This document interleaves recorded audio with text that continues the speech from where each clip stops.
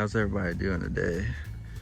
Was able to pick this sweet HPI Racing Ken Block Hoonicorn Mustang up. Been looking for one for a long time.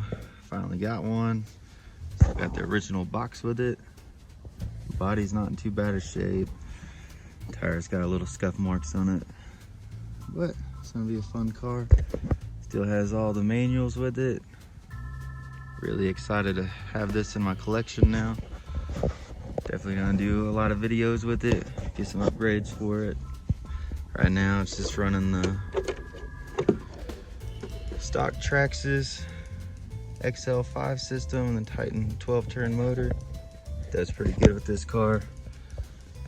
I'll get a little short video up for you guys this week, and then next week we'll probably either try to get another one of this car or get one of the big 4-wheel drives out, see what's going on.